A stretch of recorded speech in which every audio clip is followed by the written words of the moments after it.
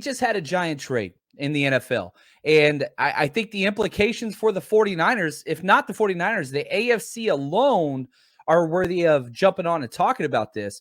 But even more importantly than that, this trade directly affects the 49ers and Jimmy Garoppolo.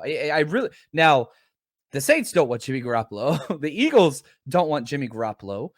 But whenever we finish this podcast, which is not going to be a real long one, I want to go through why the Eagles did this and what they gained from it, why the Saints did this and what they gained from it, and what the repercussions are whenever you look at the draft chart and the draft trade chart, which this trade lines up relatively well with, by the way, and also what teams they are going to jump in front of now. And I think, it makes sense. Why would you do a trade at this point, right? Look back. It's almost a month to the day that the 49ers made a very similar move where they jumped up in capital.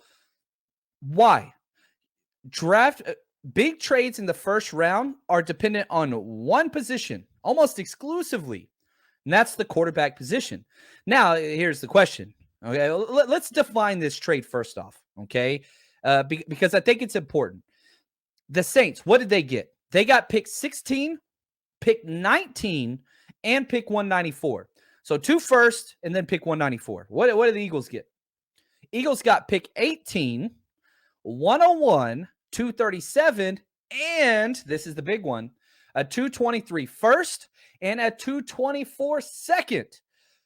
Listen to that now, because it makes sense for both teams.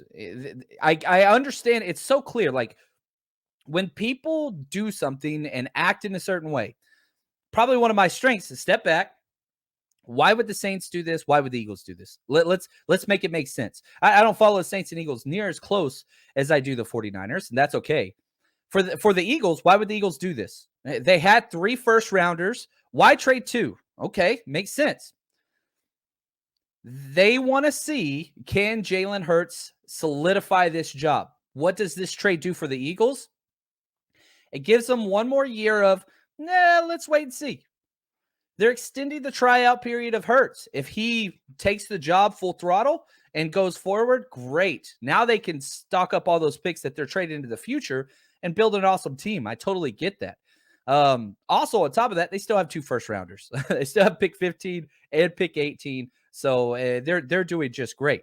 Also, financially, you don't have 3 first-round contracts on your books, which is important whenever you get into that 4th year and picking up all those 5th-year contracts, which first-round picks can be pricey. For example, Nick Bosa is slated to make $20 million on his 5th-year option. $20 million. So if you draft a first-rounder that performs well, it's going to cost you a lot of money.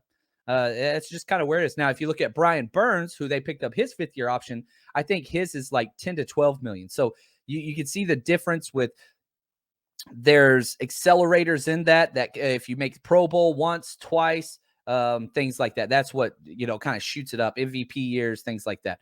So why would the Eagles do this? Eagles do this because it just elongates their tryout period of Hurts, and the quarterback class of the future next year, pretty damn strong.